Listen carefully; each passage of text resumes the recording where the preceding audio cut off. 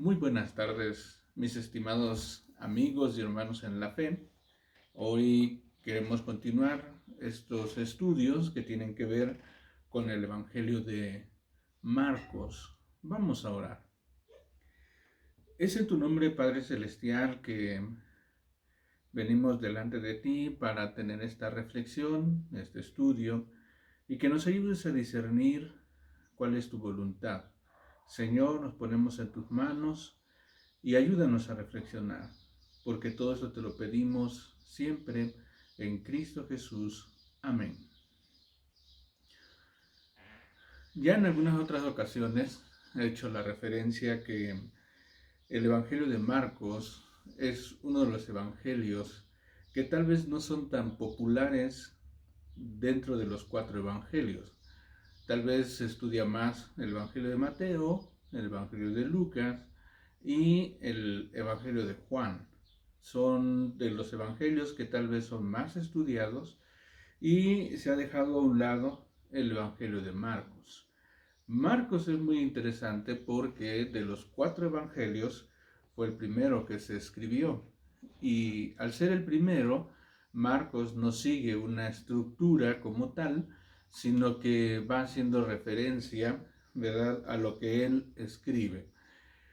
Bueno, vamos a entrar de lleno y veíamos la semana pasada lo importante que es entender varias cosas. Una, el Evangelio solamente existe uno y hemos dicho que este Evangelio es nuestro Señor Jesucristo.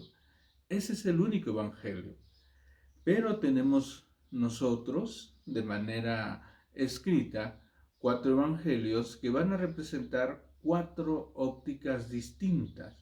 Aunque los cuatro nos van a referir a la persona del Señor Jesús, nos van a referir de cuatro ópticas distintas.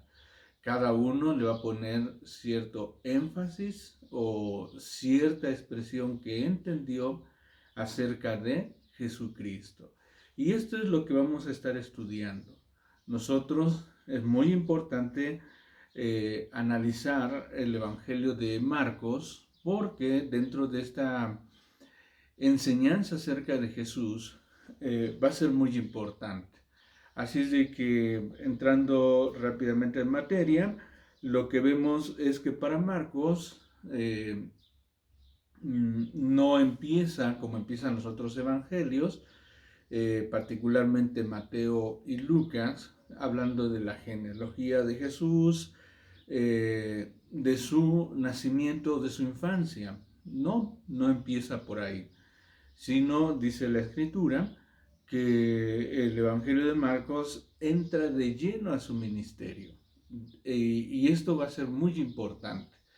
Entra de lleno a su ministerio y lo primero que quiero que estudiemos, quiero pedirles que abran sus Biblias en el Evangelio de Marcos, capítulo 3. Marcos, capítulo 3. Acompáñenme, por favor, a la lectura de este pasaje y varias cosas se van a resaltar dentro de este Evangelio. Este Evangelio va a rescatar, y tal vez desde aquí tengo que puntualizarlo, va a rescatar el concepto de casa y el concepto de familia. Por eso es tan importante este Evangelio, porque se va a rescatar el concepto de lo que es una casa y de lo que es una familia. Y particularmente esto va a ayudarnos a entender más adelante lo que es la casa de Dios. ¿Por qué nosotros somos considerados como hermanos en la fe? Somos una familia en la fe. ¿Por qué? Y esto es lo que más va a resaltar el Evangelio de Marcos. Vamos a ver, Marcos capítulo 3, versículo 13. Voy a dar la lectura a los versículos 13 al 15. Está el Señor Jesús y va a empezar su ministerio, y dentro de lo que él hace, va a llamar, dice la Escritura, a discípulos, a personas que aprendan de él para que puedan continuar el ministerio que Jesús está iniciando. Y dice el versículo 13, después subió al monte y llamó así a los que él quiso y vinieron a él. Y estableció a 12 para que estuviesen con él, para enviarlos a predicar y que tuviesen autoridad para sanar enfermedades y echar fuera demonios. Es muy importante que nosotros entendamos dentro de lo que es el ejercicio de la hermenéutica, cómo las cosas no son casualidades en la escritura. Las palabras, las formas, en cómo se describe o se escribe alguna referencia son muy importantes. Y por eso dice el texto, lo primero que hace Jesús, dice, es subir al monte. Ya en otro momento vamos a estudiar este concepto de subir al monte. Esto lleva un contexto desde el Antiguo Testamento. Pero dice que al llegar ahí, llamó así a los que él quiso. Llamó así a los que él quiso. El llamado lo hace Jesús, la iniciativa lo toma Jesús. Y de tantas personas que seguían a Jesús, algunas por querer aprender de él, otras porque buscaban algún beneficio de Jesús, otras porque habían recibido algo de Jesús. Bueno, había una multitud, había personas y seguramente entre ellas, dice la Escritura, Jesús llama a los que él quiere. Vamos a dejar la idea hasta aquí, porque esto es lo que vamos a ir desarrollando durante varios jueves. Él llama a los que él quiere. Y dice la Escritura que vinieron a él. Muchas veces este es un pasaje que se toma en cuenta para hablar del llamamiento eficaz. Cuando Dios llama, ¿verdad? El hombre solamente puede responder a ese llamado. El hombre no puede elegir si decide obedecer o no. No. Lo que nosotros vamos a encontrar aquí es que el hombre, al escuchar el llamado de Dios, de repente todo es responder a ese llamado. Y luego dice el texto, que estableció, según el versículo 14, estableció a 12, y viene la idea, viene la descripción. Estableció a 12. Aunque muchas enseñanzas iban a ser públicas, pero la particularidad en la intimidad para resolver en ocasiones preguntas que de repente también nosotros tenemos, va a ser con estos 12, porque ellos eran los discípulos que iban a continuar la obra que está iniciando Jesús. Y entonces establece a 12, pero viene aquí la idea que les decía hace un momento. El orden que establece es muy importante. Y este orden, ¿para qué los llamó Dios? En primera instancia, dice el texto, para que estuviesen con Él. Así de sencillo, para que estuviesen con Él. ¿Será que Jesús necesitaba compañía? ¿Será que Jesús necesitaba el respaldo, el cobijo, el acompañamiento de alguien? Esto que está aquí, para que estuviesen con Él, es muy interesante porque una tarea principal de los discípulos de Jesús es tener una relación estrecha, íntima con Jesús. No se puede ser su discípulo sin estar con Él. No se puede. Entonces, hay muchas personas hoy en día que creen que son cristianos porque se encuentran haciendo actividades, porque viven en una tradición, porque viven o experimentan cultura religiosa y creen que por eso son cristianos. Lo primero que se establece según Marcos es que de sus discípulos, lo primero que tienen que hacer no es tener autoridad, y antes de predicar es estar con él.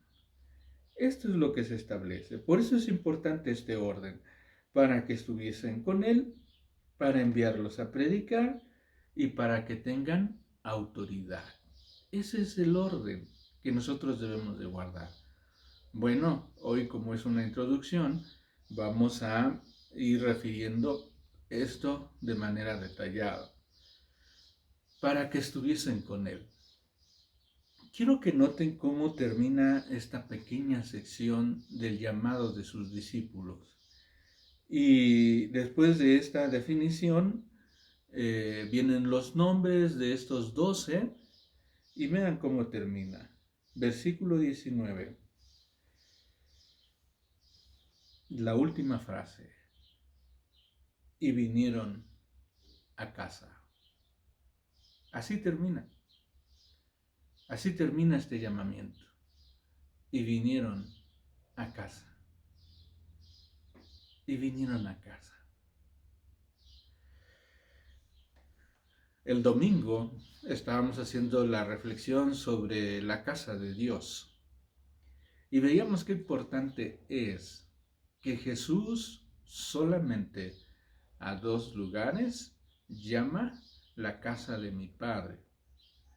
Y veíamos en esta reflexión, hablar de la casa de mi Padre, está hablando de los cielos, donde Dios habita o donde Dios está, pero también aquí en la tierra hablábamos de ese santuario que ha sido dedicado y consagrado para tener un encuentro con Dios. Esa es la casa. Aquí no sabemos a qué casa se refiere. Obviamente que no se refiere, vamos, al templo. Pero es muy interesante porque Jesús no tenía una casa. Jesús no tenía una propiedad. Entonces, ¿cómo es que el texto termina y vinieron a casa? Bueno, hay algunas ideas que han salido de este pensamiento, ¿verdad? Y algunas de ellas se me hace muy importante puntualizarlo, porque todo el Evangelio de Marcos está refiriéndose en algunas ideas básicas, en algunas estructuras básicas, y entre ellas tiene que ver con el pueblo de Dios. El pueblo de Dios nosotros conocemos como ese pueblo que había sido llamado y que empezó con Abraham. Ese es el pueblo de Dios. Pero cuando nosotros vamos a hablar acerca, ya en el Nuevo Testamento, del pueblo de Dios, sí, pero antes de ser pueblo de Dios, es la familia de Dios, los seguidores de Jesús que tienen una relación estrecha. Por eso ahora el Señor Jesús va a enseñarnos a dirigirnos a Dios como nuestro Padre Celestial. Y nosotros venimos a ser hijos de Dios. Y se ha dicho de paso, si somos hijos de Dios y todos aquellos creyentes en Jesucristo son hijos de Dios, de ahí viene el término hermano. Somos hermanos en la fe. ¿Por qué? Porque tenemos un mismo Padre. Bueno, todo esto nace por esta referencia que dice, vinieron a casa. Ahora, quiero que vean más adelante, sigue diciendo el Evangelio de Marcos, y esto es muy interesante porque versículo 31 dice lo siguiente, el 31. Vinieron después sus hermanos y su madre, y quedándose afuera, enviaron a llamarle. Y la gente que estaba sentada alrededor de él le dijo: tu madre y tus hermanos están afuera y te buscan. Él les respondió diciendo: ¿quién es mi madre y mis hermanos?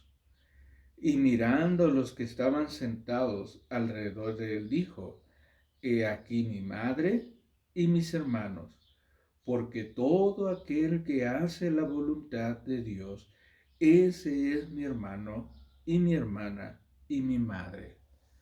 Porque todo aquel que hace la voluntad de Dios, ese es mi hermano y mi hermana y mi madre.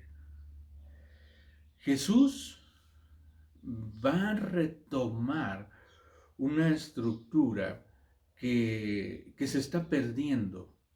Ya el pueblo romano está estructurando su vida social y se está perdiendo el concepto de familia.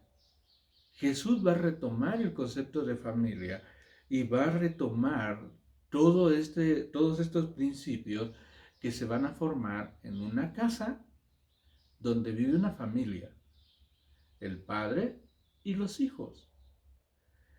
En el caso de Jesús, su familia o la familia que él está formando tiene que ver con el caso de todos aquellos que hacen la voluntad de Dios, son parte de esta familia y viven en una casa. Todos aquellos que hacen la voluntad de Dios somos una familia y vivimos en una casa. Por eso, si ustedes vamos a ir meditando, mejor dicho, si todos nosotros vamos a ir meditando el Evangelio de Marcos, vamos a encontrar cómo reiteradamente se va a hablar el concepto de casa, casa, casa. Algunos encuentros que las personas van a tener se van a dar en casa. Por eso es importante entender este concepto hasta que lleguemos al asunto de los sacramentos. Un sacramento tiene que ver con lo que nosotros ahora denominamos la Santa Cena, en el Antiguo Testamento conocido como la Pascua, ¿verdad? Esta Pascua, esta celebración era una celebración familiar. Ahora la familia de Dios se va a reunir en la casa de su Padre para celebrar este sacramento.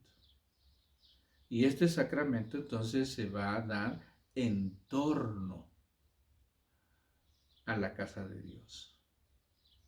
Este sacramento se va a dar en torno a la casa de Dios. Y al final de nuestros días, en la resurrección, nosotros estaremos en la casa de nuestro Dios. Esto es lo que el Señor Jesús va a retomar dentro de muchas enseñanzas. ¿Quién lo rescata? Marcos. Marcos rescata esta expresión de Jesús de hablarnos de qué es lo que pasa en las casas de sus discípulos. Entonces, los discípulos van a tener que salir de su casa para entrar a una nueva familia, para entrar en un nuevo encuentro de relación donde se va a dar en la casa de Dios. Y al final de nuestros días moraremos en la casa de nuestro Dios. Pregunta para reflexionar: ¿cómo está tu casa? ¿Cómo está nuestra casa? Porque Dios quiere venir a tu encuentro y vendrá a tu casa. En estos días que hemos estado en confinamiento, en que hemos estado algunos o la mayoría de nosotros estar en casa, ha quedado a relucir, ha quedado expuesta nuestra relación real, esposo, esposa, padres, hijos, lo que significa la casa. Eso es lo que ha quedado entredicho. ¿Cómo está tu casa? Porque a tu casa vendrá nuestro Señor Jesús. Él quiere que nuestra casa sea reinada por Él. Pero algo más importante que todo esto, no solamente es lo que pasa en mi casa, en la casa que Dios ha provisto para que yo viva, sino lo más importante es cómo vamos a llegar a la casa de nuestro Dios. Es verdad que muchos de nosotros no sabemos cuándo nos volveremos a reunir en este lugar que ha sido consagrado y dedicado para que tengamos ese encuentro con nuestro Padre Celestial, para que juntos en familia podamos reunirnos, saludarnos, convivir, adorar a nuestro Dios, reflexionar en las Escrituras, animarnos a vivir en la fe. No lo sabemos, pero llegará el tiempo. Llegará el tiempo. No será del todo igual, pero llegará el tiempo. ¿Estamos listos para estar en la casa de nuestro Padre Celestial? ¿Qué tipo de relación tienes con Él? Porque algo que quiere Jesús que tú experimentes es como si Él te abrazara y te dijera, vamos a casa. Así como lo escucharon sus discípulos cuando fueron llamados y vinieron a casa con Él. ¿Para qué? Para estar con Él. Y nos hace entender que su familia, su hermano, su hermana, su madre, es aquel que hace la voluntad de Dios. Así es de que bien pudiéramos tener en este tiempo de estudio, dejarles una tarea. Y me gustaría que pudiéramos leer el Evangelio de Marcos y pudiéramos tratar de rescatar aquellos pasajes, aquellos eventos, aquellas enseñanzas y, por qué no decirlo, aquellos beneficios de salud donde Jesús se muestra en la casa de alguien, ¿sí? En la casa de alguien. Por eso es importante que cada uno de nosotros retomemos esta lectura. Entonces, hagan una lista de eventos que se dan en una casa. Y vamos a reflexionar la siguiente semana. Vamos a orar. Es en tu nombre, Padre Celestial, que nos acercamos delante de ti para pedirte, Señor, que tú nos ayudes a poder reorientar nuestra vida en tu casa de oración. Esta casa que tú amas, porque se reúne, Señor, ahora la familia que tú formaste a través de Jesucristo. A través de Jesucristo, el único camino vivo, verdadero, Señor, por medio de quien nosotros podemos ser llamados tus hijos. Y estando en este mundo, es el único lugar en el cual podemos tener relación contigo. Padre Celestial, en esta hora nos ponemos en tus manos y agradecemos, Señor, la bendición de poder reflexionar en tu palabra. Quiero rogarte, Señor, que sigas manifestando tu presencia a través de tu Santo Espíritu de manera palpable en la vida de cada familia, de cada hijo, hija tuya, Señor, sobre todo para tu honra y tu gloria.